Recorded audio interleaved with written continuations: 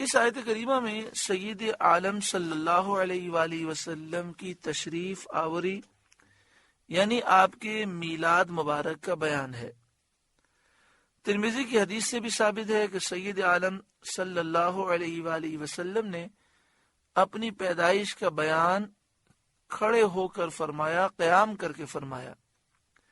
اس سے معلوم ہوا کہ محفل میلاد مبارک کی اصل قرآن و حدیث سے ثابت ہے۔ اس کی تفصیل جاننا چاہیں تو بدعت کی حقیقت کتاب CD کیسٹ آپ لیجئے۔ اس کے علاوہ عظمت قرآن اور جشن عید میلاد النبی یہ کتاب حاصل کریں باہر شریعت مسجد سے، عظمت قرآن اور جشن عید میلاد النبی اور بدعت کی حقیقت۔ اس کے علاوہ ایک CD ہے، کیسٹ ہے، جس کا عنوان ہے محفل میلاد کی شرعی حیثیت۔ تو یہ تینوں چیزیں بہت مفید ہیں اس مسئلے پر۔ آگے ارشاد فرمایا عزیز علیہ ما عنتم، جن پر تمہارا مشقت میں پڑنا گراں ہے۔ جس طرح ماں اپنے بچے کی تکلیف دیکھ نہیں سکتی، اس سے بڑھ کر یہ تم سے محبت کرتے ہیں، تمہاری تکلیفیں ان سے دیکھی نہیں جاتی۔ نبی اکرم صلی اللہ علیہ وآلہ وسلم کی جو تعلیمات ہیں وہ تعلیمات اس لیے ہیں کہ ہم دنیا اور آخرت کی تکلیفوں سے بچ جائیں۔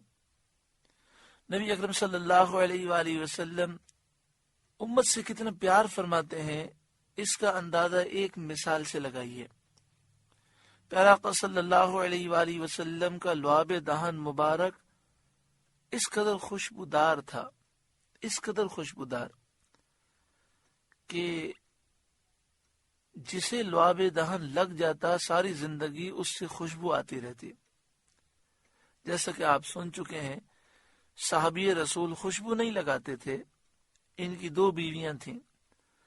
انہوں نے ان سے پوچھا کہ آپ کون سی خوشبو استعمال کرتے ہیں، آپ سے ہر وقت خوشبو آتی رہتی ہے۔ تو آپ نے کہا کہ میں کوئی خوشبو استعمال نہیں کرتا، میرے جسم پر خارش تھی تو میں نبی اکرم صلی اللہ علیہ وآلہ وسلم کی خدمت میں گیا اور آپ سے مدد مانگی، تو آپ صلی اللہ علیہ وآلہ وسلم نے مجھے قمیض اتارنے کا حکم دیا اور آپ نے اپنے دستے مبارک میں اپنا لعاب دہن مبارک لیا اور میرے جسم پر مل دیا، خارش تو ختم ہو گئی، خوشبو آج تک باقی ہے۔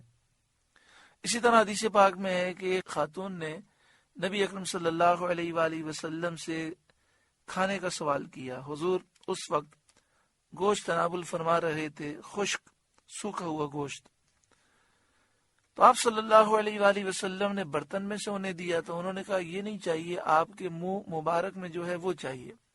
تو آپ نے ایک بوٹی چبا کر انہیں دی، تو انہوں نے اس بوٹی کے 5 حصے کیے، 5 بہنوں نے اسے کھا لیا۔ جب تک وہ زندہ رہیں ان کے گھر والے بتاتے ہیں کہ ان کے منہ سے خوشبو آتی رہی۔ تو نبی اکرم صلی اللہ علیہ وآلہ وسلم کو مسواک کرنے کی حاجت نہیں تھی، لیکن امت سے کتنا پیار ہے کہ میری امت کو دانتوں میں درد نہ ہو، مسوڑوں میں درد نہ ہو، ان کا پیٹ خراب نہ ہو، ان کے منہ سے بدبو نہ آئے، کہ کسی کو گھن نہ آ جائے، کسی دوسرے امتی کو تکلیف نہ ہو جائے۔ تو پیارا آقا صلی اللہ علیہ وآلہ وسلم نے مسواک اس کثرت سے فرمائی کہ ہر وضو میں مسواک، کھانے سے پہلے مسواک، کھانا کھانے کے بعد مسواک، سونے سے پہلے مسواک، سو کر اٹھتے تو پہلا کام مسواک کرتے، گھر میں داخل ہوتے تو پہلا کام یہ کرتے کہ مسواک کرتے، گھر سے نکلتے تو آخری کام یہ ہوتا کہ مسواک کر کے نکلتے۔ یہاں تک کہ فرمایا کہ اگر میری امت پر مجھے مشقت کا اندیشہ نہ ہوتا تو میں ہر نماز میں مسواک کو لازم قرار دے دیتا۔ اس قدر آپ نے مسواک سے محبت کی تاکہ امتی اس مسواک سے محبت کریں، اور اس طرح اگر بچپن سے ہر امتی دانتوں کی حفاظت کرے تو نہ دانتوں کا درد ہو، نہ مسوڑوں کا درد ہو، نہ داڑھوں کا درد ہو، اور مسواک کرنے سے پیٹ کی ساری بیماریاں دور ہو جاتی ہیں۔ جو مسواک کرنے کا عادی ہوتا ہے بڑھاپے میں بھی اس کا حافظہ اور اس کے جسم کے اعضاء سلامت رہتے ہیں۔ حدیث پاک کے مطابق یہ ہے کہ دماغ کی جو رگیں کھلی ہیں وہ بند نہیں ہوتی، اور جو بند ہیں مسواک کی برکت سے کھل جاتی ہیں۔ تو آپ صلی اللہ علیہ وآلہ وسلم اپنی امت کو مشقت میں نہیں دیکھ سکتے، تو آپ نے ہمیں وہ تعلیمات دی ہیں کہ اگر ہم اس تعلیم پر عمل کریں، دنیا میں بھی سکون حاصل کریں، قبر و آخرت میں بھی سکون حاصل کریں۔ جب ہم گناہ کرتے ہیں تو ہمارے آقا و مولا صلی اللہ علیہ وآلہ وسلم ہمارے اس عمل کو دیکھ کر رنج محسوس کرتے ہیں، کیونکہ ہم گناہ کر کے اپنے آپ کو تباہ کر رکھے ہیں۔ حریص علیکم، تمہاری بھلائی کے بہت زیادہ چاہنے والے، وہ ہمارا بہت زیادہ بھلا چاہتے ہیں۔ بچہ اگر دنیاوی تعلیم حاصل نہ کرے تو باپ رنجیدہ ہو جاتا ہے۔ باپ کا ذاتی نقصان نہیں ہوتا، لیکن وہ یہ خیال کرتا ہے کہ میرا بچہ اپنا مستقبل تباہ کر رہا ہے۔ پیارا آقا صلی اللہ علیہ وآلہ وسلم نے ارشاد فرمایا کہ میری اور تمہاری مثال اس طرح ہے کہ جہنم کے گڑھے پر تم کھڑے ہو اور چھلانگ لگانا چاہتے ہو، میں تمہیں پیچھے سے پیٹھ سے پکڑ کر کھینچتا ہوں اپنی طرف اور کہتا ہوں آ میرے امتی میری طرف آ جا، مگر تم توجہ نہیں کرتے اور مجھ سے اپنے آپ کو چھوڑا کر جہنم میں چھلانگ لگاتے ہو۔ مانا یہ کہ تم میری تعلیمات پر عمل نہیں کر کے اپنے آپ کو برباد کر رکھے ہو۔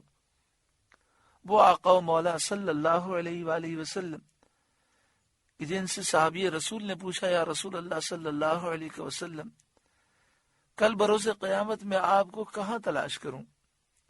تو آپ نے فرمایا میزان عمل پر، وہاں تمہیں نظر نہ ہو، پل صراط پر وہاں نظر نہ ہو تو حوض کوثر پر۔